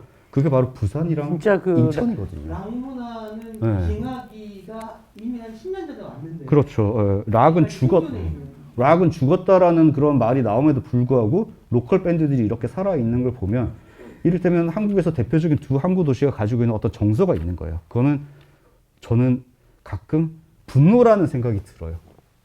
생각해보니까 비틀즈도 리버풀이네요. 그렇죠. 대부분의 이제 락, 그러니까 항구라는 것이 되게 주는 어떤 느낌이 있는 것 같아요. 아, 떠나버리고 싶다. 바다가 보이기 때문에 나는 언제나 여기를 건너서 떠날 수 있을 것 같다라는 느낌을 주는 게 사실 항구 도시거든요. 저도 이제 마산에서 태어나서 이제 부산으로 이주를 하면서 집이 항상 또 바닷가 쪽에 있었어요. 그래서 저의 대표적인 정서는 그거였던 것 같아요. 이를테면 고양이를 부탁해서 서울로 도망가지 않잖아요. 호주로 가잖아요. 왜냐면 공항이 가까이 있고 바다가 있는 거예요. 그래서 부산 사람들도 항상 어떤 생각을 하냐면 서울에 왜 가? 차라리 일본을 가거나 물 건너서 갈 수 있는데 우리가 서울을 왜 가라는 느낌이 있거든요. 그러니까는 근데 왜 이렇게 서울 들어오는 거야? 일자리가 서울밖에 없어서 그 영화 평론가를 하려면 이제 부산에 있을 수가 없으니까요. 부산 영화에서 일하지 않는 이상은. 근데 그 어떤 젊은이들의 분노라는 거, 그걸 통해서 이제 락 음악이라는 것이 대를 이어서 계속해서 존재한다는 것도 두 항구 도시에 굉장히 비슷한 점이라는 생각이 들거든요. 군산에도 있을까? 그럼? 아, 군산에도 있습니까? 아니 있을까 갑자기 궁금해진 거예요. 아, 군산은 제가 이제 군산이 사실 요즘 굉장히 핫해졌잖아요. 군산이 핫해진 이유는 어느 순간 그 일제강점기 때 남았던 근대 건축물들이 갑자기 어느 순간 배척하던 존재였어요. 사실 90년대까지만 해도 그런 것들 무너뜨리고 이제 다 새로 이제 짓고 싶어 했는데 어느 순간 그것들이 어쨌든 예전의 역사를 일깨워주는 굉장히 매력적인 관광지가 되기 시작했잖아요. 그래서 군산을 2번 정도를 갔는데 군산은 락그룹이 있을 수가 없어요. 왜요? 왜냐하면 도시가 바다를 보면서 느껴지는 어떤 그 뭐라고 해야 되지? 내 분노를 바깥으로 터뜨리고 싶다는 열망이 좀 적게 느껴지는 도시라고 생각을 했고, 예, 그리고 근대 건물들을 군산 같은 경우는 이미 적극적으로 한 10여 년 전부터 관광지화 시키기 시작했어요. 그래서 지금 군산에 내려가면 아까 신포동 주위를 돌면서는 저는 불쑥불쑥 튀어나오는 막 70년대, 60년대 지어졌던 오래된 건물들과 이를테면 일제강점기 때 이미 지어졌던 근대 건축물들 같은 것들이 툭툭 튀어나오는 게 굉장히 매력적이라고 생각을 했거든요, 인천은. 아, 마구 섞여 있더라고요. 그리고 그 마구 섞여 있는데 무슨 표지판이 있는 것도 아니에요. 이를테면 군산을 지금 가시면요. 그 모든 조그만 근대 건축물들까지 다 깨끗하게 단장을 해서 앞에다가 표지판을 하고 관광 코스로 만들어 놨고요. 그리고 도시가 작아요, 군산은. 그래서 그런 곳들을 걸어서 다 둘러볼 수 있기 때문에 훨씬 관광자원화 시키기가 쉬운 거죠. 그러면서 저는 군산이라는 영화도 만들어졌잖아요. 그러니까 군산이라는 도시가 굉장히 낙후되었고 잊혀졌던 도시였는데 어느 순간 지난 한 10년 정도 갑작스럽게 관광지화되고 거기서 영화를 찍고 싶어하는 사람들도 생겨나게 되고 군산이라는 제목의 영화가 나오기도 했고 실제로 그런 식으로 스스로 정체성을 만들어 나가는 거예요. 아무것도 아니었던 도시가. 그게 재밌었는데 저는 인천도 그럴 수 있을 만한 가능성이 이 랜드스케이프에서 굉장히 농후한데 그것을 좀 더 적극적으로 이용을 해야 되지 않을까라는 느낌이 드는 거죠, 저도. 근데 정말 그 항구 도시와 락은 누가 한번 연구를 해보면 좋을 것 같아요. 정말 신기했었거든, 아까. 아니, 왜? 뭐. 그러니까 뭔가 갑자기 시간을 확 묶어서 어딘가에 나를 딱 둔 느낌인데 네. 다행히 눈꽃 마을 때문에 금방 정신을 차렸어요. 쟤 뭐야? 뭐. 그 눈꽃 마을은 뭔가요? 근데? 눈꽃 마을이요? 저는 아까 눈꽃 마을 들어가다가 영화 세트인가라는 생각이 들었는데 그것도 되게 진기한 장면인 것 같아요. 인천 같은 청년몰이래요. 그러니까 거기가 이제 그 청년들의 뭐 가게나 이런 청년몰들이 있는 것 같더라고요. 근데 그게 왜 눈꽃 마을인지 모르겠어요. 예. 근데 또 생각해 보면 비마을 그럼 좀 안 가고 싶잖아. 진눈깨비 마을 이런 별로. 네, 그럼 질문 있으시면 그냥 말씀해 주세요. 네. 아, 네, 저기 손 들어주셨습니다. 감사합니다. 첫 질문을 기다리고 있습니다. 울 처음 뻔했어. 한 분이 하시면 이제 그러니까 내가 그때부터 물꼬가 상품 같은 터지거든요. 걸 좀 만들자 그랬잖아요. 네. 네, 오늘 두 분이랑 같이 한 토크 시간 너무 즐거웠습니다. 굉장히 지금 뇌가 혼란스러운 게 저는 이제 입을 다물고 있지만 같이 수다를 떨었다고 지금 생각이 들 정도로 너무 재밌었고요.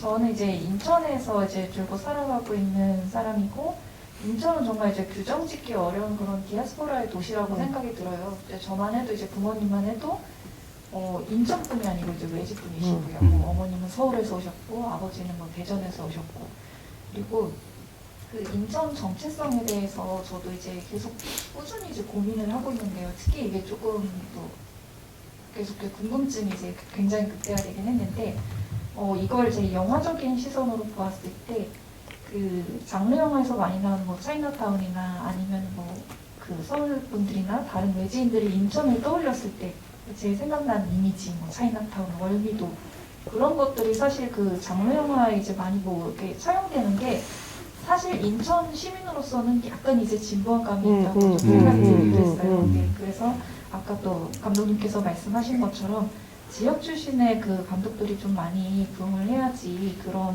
인천의 그 여러 가지 정체성이라든지 그런 걸 좀 이제 샘플링을 더 할 수 있다라고 하셨을 때 그 부분에도 이제 공감이 갔고요. 그렇다면 이건 굉장히 좀 어떻게 보면은 약간 그런 기관스러운 질문일 수도 있지만 어떻게 하면 그런 지역 출신 감독들, 작가들을 조금 더 이렇게 라이징을 하게 할 수 있을까 하는 그런 고민이 조금 들었습니다. 무조건 지원 사업을 하는 거에는 길이 없다고 생각을 해요. 그거가 제일 중요하다. 그러니까 그 실제로 제가 최근에 가장 감동받은 것 중에 하나가 대구 그러니까 전국의 모든 지역의 여성 영화제가 광주 여성 영화제를 부러워했었어요. 그 몇 년 동안 허지은이란 감독 때문에. 왜냐하면 근데 단순히 그 사람 한 명이 있는 게 아니라 그렇게 되면 영화를 찍는 커뮤니티가 생기거든요. 그렇죠. 그래서 또 새로운 친구가 영화를 찍고 이런 것처럼. 그래서 굉장히 많이 지원 사업을 해서 드디어 올해 대구 여성영화제가 개막작이 그 대구 영화예요. 네, 대구 감독이 그 대구에서 이렇게 한 영화를 드디어 틀고 영화가 되게 재밌어요. 시작이 막 그 어떤 그 염색 공장 있잖아요. 대구 공단 지역에서 싹 시작을 해서 이게 경북을 관통해서 강원도까지 가는 얘기인데 그 굉장히 흥미로웠거든요. 또는 이제 이런 거죠. 이거 특히 영화는 그 글을 쓰는 거하고 달리 기본적으로 제작을 해야 되는 부분이 있기 때문에 독립영화를 지원할 때 지역 영화를 맞아요. 지원하는 것에 대해서 분명히 고민을 더 많이 해야 되는 것 같고 문학은 쉽죠. 그러니까 이를테면 최근에 그 박상영 작가의 1차원이 되고 싶어라는 소설을 보면 그냥 수성못 인근의 대구에 푹 빠졌다 나오는 느낌이 들거든요. 아, 거기 무대인가요? 네, 그게 이제 그 10대 시절에 이제 그 사랑에 속고 사랑에 우는 얘기잖아요. 근데 이제 그 수성못이라는 곳을 배경으로 그 근처에 이제 얘기예요. 근데 정말 그 수성못 가본 적 있잖아요. 네. 우리 시대의 대표적인 지방을 여행 갈 때 반드시 들려야 하는 곳 중에 하나가 이제 수성못 유원지잖아요. 왜 그렇게 거길 갔는지 몰라.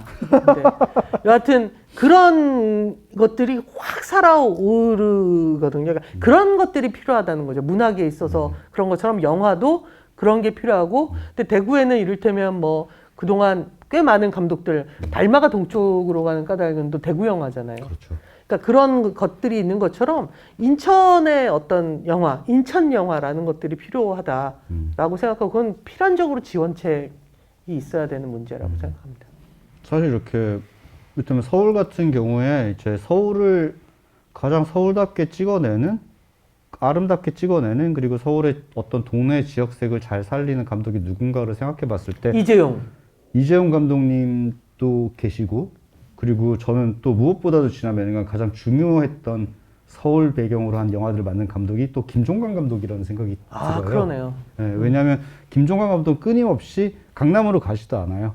종로 그리고 이제 강북 감독이지. 강북 감독. 혹은 이제 남산 종로구 감독. 네, 맞아요. 종로구 감독. 종로구 감독이라고 저희가 말을 하거든요. 김종관 감독님은. 근데 끊임없이 한 1, 2년의 영화를 하나씩 독립영화를 찍으면서 그 자신이 사는 그 주변의 지역들에 대한 그러니까 어떻게 보면 김종관 감독의 영화는 그 공간 자체가 하나의 주인공 중에 하나예요. 그래서 저는 항상 보면서 야, 이 사람은 여기를 떠나면 이 사람의 영화의 정체성이 흐트러질 수도 있겠구나라는 생각이 들 정도로 지역과 밀접한 관계를 가지고 있는 감독인데 저는 어떻게 보면 지금 사실은 각자의 지역에서 자신의 영화를 찍고 싶어 하는 감독들이 하나둘씩 늘어나고 있는 중이라는 생각이 들어요. 왜냐하면 지금까지 한국 사회의 모든 것이 서울 중심적이었잖아요. 그러니까는 무엇이든 내가 문화적인 상품, 영화를 만들고 싶거나 뭐 카페를 하고 싶거나 비즈니스를 하고 싶으면 어린 나이에 어떻게든 서울로 올라가서 성공을 해야 된다라는 그런 강박관념이 저 같은 X세대 때까지만 해도 굉장히 강했는데 그러니까 옛날 사람이란 뜻이죠. 옛날 사람이란 뜻입니다. X세대는 옛날 사람. 약간 뭐랄까 이렇게 자유로운 척 하는 꼰대? 약간 이런 느낌. 근데 MZ세대라고 이렇게 묶어서 얘기하는 게 되게 이제 약간 부끄럽긴 하지만 어쨌든 MZ세대 측에서는 각 지역에서 비즈니스를 하거나 자신의 지역을 중심으로 해서 자신의 영화를 찍고 싶어 하는 사람들이 굉장히 사실은 늘어나고 있어요. 그래서 이런 사람들을 사실은 중요한 것은 영상 지원을 하면서 이런 사람들을 발굴해내서 그들이 영화를 조금 더 저렴하고 손쉽게 인천을 배경으로 찍을 수 있게 서포트를 해주면서 그리고 저는 결국에는 그런 영화들이 만들어지면 관객들이 그걸 또 함께 발견을 해 주어야 한다고 생각해요. 인천의 관객들이. 근데 그런 가능성들이 사실은 점점점 늘어나고 있기 때문에 인천이라는 도시가 앞으로 영화적으로 사용될 수 있는, 활용될 수 있는, 그리고 제대로 된 인천의 모습을 보여줄 수 있는 기회가 이제부터 점점점 열리지 않을까라는 기대를 저는 갖게 되거든요. 네, 또 질문 있으신 분?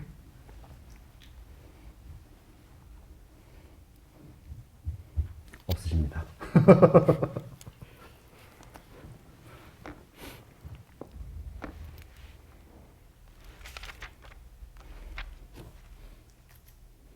날 봐요. 말씀을 좀 해주셔야죠. 아, 인천에 예. 대한 이제 이야기를 조금 하자면 사실 이제 뭐랄까 아까부터 계속 이야기했던 지점이지만 사실 뭐 인천이란 공간이 한국 영화에서 그렇게 자주 이렇게 중요하거나 이런 특징을 가진 공간으로 많이 그려지진 않았기 때문에 느끼는 어떤 흐릿함 같은 게 있잖아요. 그런 것들을 좀 벗길 수 있는 기회가 점점점 많아지지 않을까. 그렇죠. 그러니까 사실은 그 필연적으로 한국이라는 도시는 이제 내년쯤 되면 슬슬 코로나가 이제 그 정점에서 이제 다시 해결의 국면이 네, 될 거 아닙니까? 그렇죠. 그럼 이제 내년, 내후년쯤 되면 그 여행만 풀린 게 아니라 그건 바꿔 말하면 해외 로케이션이 풀린다는 거거든요. 그렇죠. 드디어. 예. 그랬을 때 되게 한국의 도시들이 되게 매혹적일 거예요. 그 중에 절반은 BTS 때문이겠죠. 아니 저는 솔직히 네. 이 코로나 팬데믹이 지나고 나면 한국에 얼마나 많은 외국인 관광객들이 쏟아져 들어올까 저 감도 안 오거든요. 왜냐하면 코로나 팬데믹에서 가장 사실은 큰 이득을 본 국가는 저는 한국이라고 생각을 합니다. 사실 팬데믹 때문에 OTT 서비스들이 영화만큼이나 더 중요한 영화를 보는 그리고 새로운 어떤 다른 국가들의 어떤 문화 상품을 보게 되는 통로가 되면서 사실 이제 BTS든 혹은 뭐 스퀴드 게임, 뭐 오징어 게임이든 모든 것이 한국 문화들이 폭발을 해버렸잖아요. 그렇게 되면 저는 가장 중요한 게 사실 일본으로 그 예전에 수많은 관광객들이 들어갔던 것들은 일본을 배경으로 한 영화들이라든지 이런 것들을 보고 매력을 느꼈기 때문에 사실 관광객들이 일본으로 쏟아져 들어갔던 것인데 사실 그 움직임이 지금 한국으로 다 돌아오고 있잖아요. 그런 면에서 그러니까 사실은 일본 얘기를 하셨지만 일본에도 도시마다 영상위원회들이 있어요. 아, 맞습니다. 네. 근데 사실은 일본 로케이션이 되게 어렵습니다. 어떤 허락을 안 해줘. 그 영상위원회는 왜 있어요? 그러면? 그러니까.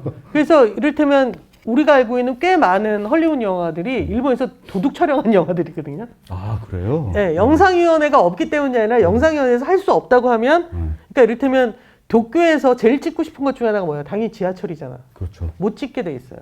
아. 그러니까 이런 문제들이 있는 거거든요. 근데 그랬을 때 과연 얼마나 그 이 매력적인 공간들을 그 로케이션의 활용도가 높을 수 있도록 시스템화할 것인가 아까 제가 잠깐 얘기했던 것처럼 네네.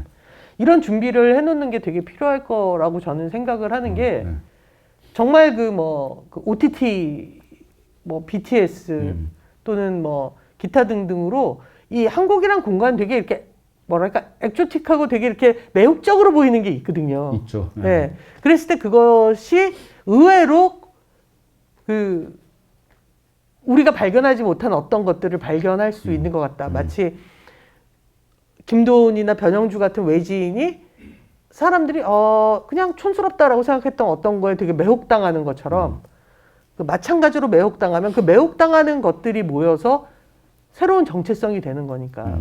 저는 인천의 굉장히 중요한 정체성 중에 하나가 국제도시여야 된다고 생각을 해요. 아, 맞아요. 네. 저는 우리나라가 아직도 마음속에서 다들 쇄국을 하고 있다고 생각할 때가 많거든요. 그쵸. 도대체 단일 민족이라는 말도 안 되는 판타지를 가지고 음. 삼국시대부터 그 정도로 침략을 많이 당하고 전쟁을 많이 한 나라가 어떻게 단일 민족일 수 있습니까? 참고 삼아 말하면 저만 하더라도 선조가 고려 때 원나라에서 와가지고 귀화를 했단 말이에요. 아, 중국 그럼 출신이시군요. 난- 아, 중국 출신이시군요. 그러면. 그렇습니다. 예. 적분이겠습니까? 예. 그래서 그런 것처럼 이미 굉장히 우리는 섞여 있고 네.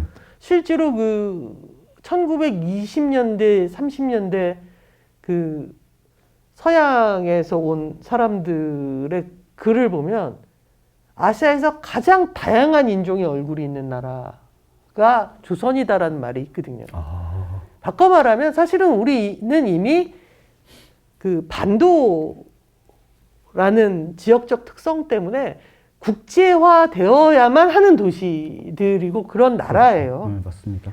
근데 이렇게 강박적으로 우리는 막 쇄국하는 어떤 마인드 또는 그 낯선 것에 대해서 배타하거나 그 자연스럽게 혐오해버리는 어떤 것들이 있어요. 그렇죠. 그러니까 저는 그것을 빨리 지우는 게 그 더 이상 우리가 인구 절벽을 고민하지 않아도 되는 날인 거고 그날이 그렇잖아. 네. 그러니까 이를테면 이주와 이민과 국제화된 것들이 빨라질수록 우린 더 이상 인구 절벽이 필요 없어. 그렇죠. 어떻게 정치인의 선거 공약이 출산율 높이겠다는 말이 나올 수 있습니까? 북한이야? 어떻게 그게 강제돼? 그렇죠. 그렇잖아. 강제로 높아지지 않습니다. 출산율은 절대. 그 말이 안 되잖아. 북한이냐고. 그러니까요. 우리 애좀 부모 낳았는데 세대가 무슨 우리 부모 세대가 피를 흘려가면서 얻어난 게 자유인데 왜 갑자기 북한처럼 얘기하냐고 무섭게. 그런 것처럼 실제로 국제화되어야 되는 것이 있고 네. 전 인천이 국제도시로서의 자기 정체성을 갖는 건 되게 재밌을 것 같다. 아, 이제 네. 흥미진진해지게 되죠. 네. 이를테면 오히려 부산보다 저는 인천이 더 가능성이 있다고 생각해요. 국제도시로서요. 왜냐하면 부산은 굉장히 국제적인 도시이기도 해요, 지금. 근데 이미 부산에 사는 사람들이 부산인으로서 느끼는 자기 정체성이 너무 강해요. 예.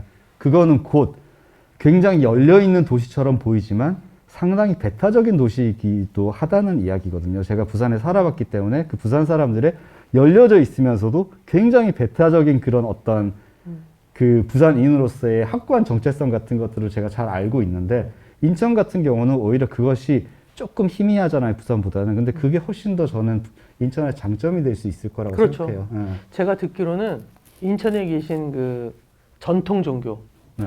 그러니까 이제 접신하시는 분들 중에 아, 전통 종교? 예, 중에 무당. 메가더를 모시는 분이 있다는 얘기를 들은 적이 있어요. 메가더를 장군을. 모신다고요? 무슨 뜻이냐면 충분히 국제 도시화될 가능성이 있는 거다. 그러네. 메가더 귀신을 모시는 무당이 어디 있어, 세상에. 이때 나 얘기 들었어.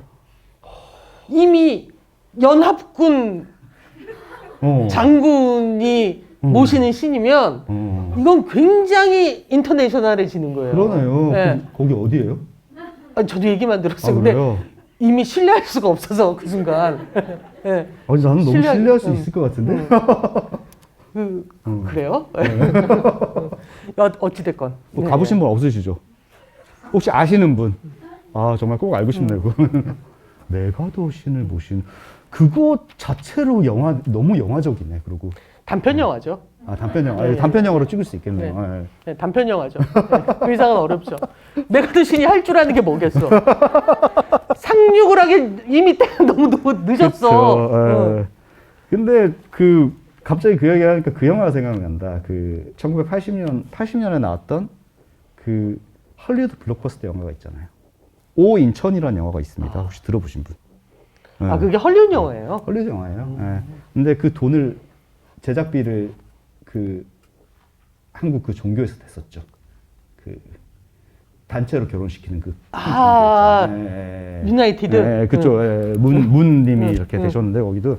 근데 오 인천에 대해서 그런 움직임들이 있더라고요. 근데 80년대 초반에 로케이션으로 인천에서 찍었는데 헐리우드 배우들이 굉장히 많이 들어와서 찍었어요. 그런데 잊혀진 영화가 됐거든요. 왜냐하면 그때 어쨌든 할리우드에서 흥행이 대실패를 하면서 굉장히 많은 제작비를 들인 전쟁 영화였는데, 그러면서 이를테면 이제 인천에서 찍었다는 사실, 그리고 인천에서 한국 배우들이 같이 등장했다는 사실 자체가 완전히 잊혀졌어요. 근데 그 영화를 볼 수 있는 기회조차 지금 잘 없거든요. 근데 제가 얼마 전 인터넷을 좀 찾아보니까 그 오 인천이라는 영화가 만들어진 역사를 다시 발굴하려고 하는 움직임이 또 있더라고요.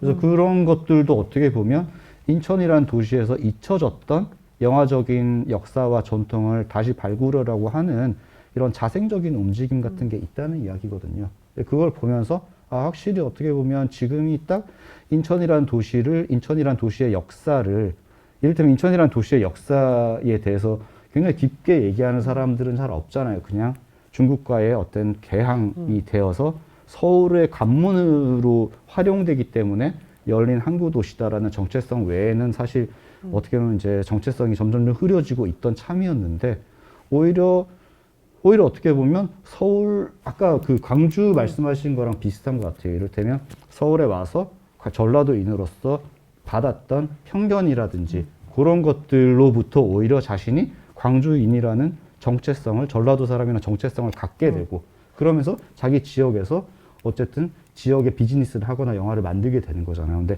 인천도 이제 저는 약간 그런 느낌이 있을 거라는 생각이 들어요. 나는 인천에서 태어났고 인천에 살고 있는데, 그러면 인천이란 도시는 그냥 단순히 인천공항이 있고 서울 사람들이 그냥 배드타운으로 쓰면서, 그리고 인천에 있는 사람들은 오히려 그냥 서울로 계속 빠져나가고 싶어하는, 정말 영원히 그런 디아스포라에 약간 발디딜 어떤 그런 것이 없는 그런 도시로서 계속 남을 것인가. 저는 그것보다는 오히려 인천이라는 도시가 지금 오히려 정체성을 하나씩 찾아 나가고 있는 움직임이 이제 막 일어나는 도시라는 생각이 들어서, 굉장히 어떻게 보면 영화적으로도 신선한 바람을 인천이라는 도시가 불러일으킬 수도 있겠구나라는 생각을 하게 돼요, 저는. 더불어서 그것이 인천에서 찍은 건 아니겠지만 네. 서사적으로 인천임이 분명한 영화들이 있죠. 이를테면 영화 광해의 마지막 장면이라든가, 떠나는. 예, 혹은 그 스캔들 조선 남녀 상열지사의 마지막 장면을 보면 군산에서 떠나거나 부산에서 떠났겠냐고. 예. 인천에서 떠났죠. 그렇잖아. 지금 이를테면 청나라로 망명을, 참 불행했던 시절 망명을 가도 청나라로 가야 돼. 좀 더 나은 데로 가지. 막 그런 느낌. 중국밖에 없는데 어떡해. 예? 중국밖에 그러니까. 없는데 어떡해. 그 아가씨에서 제일 슬픈 건 고작 상해 가는 거 아니야. 그렇죠. 한 2년 내로 일본이 점령할 나라. 일본이 점령할 지역인데 어떡할 거야. 그래서 영화 보고서 너무 걱정했거든요. 아가씨가 빨리 거기서 조계에서 어떻게 샤바샤바 해가지고 프랑스나, 프랑스도 어렵구나. 2차 세계대전 때문에. 어렵습니다. 웬만하면 미국으로 가야겠네요. 그쵸. 미국이 가장 그거엔 안전한- 길이 없네. 근데 미국에 하면 뭘 했을까요? 네? 세탁소를 했겠죠. 그죠? 사기 쳤겠지. 아가씨 세탁소. 폰지 사기 같은 거 했겠지. 폰지 사기. 근데 어찌됐건. 예. 근데 여하튼, 전 이게 되게 중요한 지역 정체성 중에 하나일 거라고 생각해요. 결국 광해의 마지막 장면이나 그 조선 남녀 상열지사의 마지막 장면이, 그것은 서사적으로 인천일 거라는 거죠. 떠나는 사람들. 근데 그 떠나는 것이 지역에 그렇게 나쁜 정서는 아니거든요. 그거는 바꿔 말하면 훨씬 더 그 외부 세계와 커넥팅 되기가 쉽다. 맞아요. 라는 이미지이고, 그런 의미에서 제가 얘기했던 게, 그러니까 국제도시라는 자기 정체성을 가질 수 있는 역사적으로 꽤 그 중요한 도시 아니겠는가라는 생각이 듭니다. 비록 국제시장은 부산에 있지만, 예. 딱 그 국제적인 시장은 아니죠. 근데 국제시장 가보셨어요? 국제시장의 가장 중요한 정체성은 일본에서 물건 떼와가지고 파는 잡화점이 많다는 거. 그래서 저 어릴 때도 그분들을 이제 일본 이모라고 불렀었나? 진짜? 네, 그래서 거기 가서 어머니가 이제 일본에서 들어오는 물품 같은 것들을 되게 좀 싼 가격 있게 사오시고 남대부 그랬어요. 국제시장 아줌마들한테 미국 이모라고 불렀는데. 진짜? 우리는 일본 이모라고 불렀거든요. 그러니까 이런 게 정체성이에요.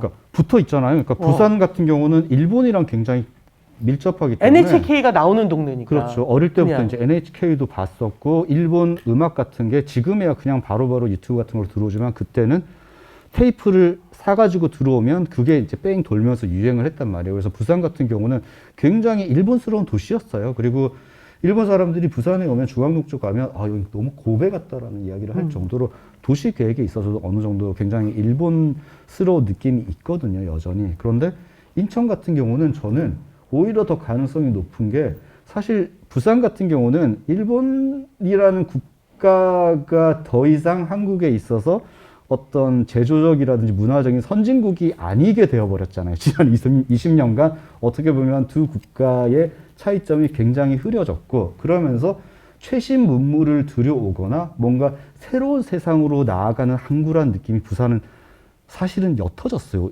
오히려 예전보다. 왜냐하면 일본이 그 전만큼 그렇게 거대한 영향을 그러네요. 주는 국가가 아니게 되었기 때문에. 근데 반대로 인천 같은 경우는 바로 앞에 붙어 있는 중국이라는 국가가 20, 30년 전에 어쨌든 모든 것을 개방을 하고 더하기 인천공항으로 인해서 전 세계와 커넥팅이 되는 것 같은 느낌이 들죠. 그렇죠. 그러니까 유럽에 가려고 부산을 통해서 가진 않잖아.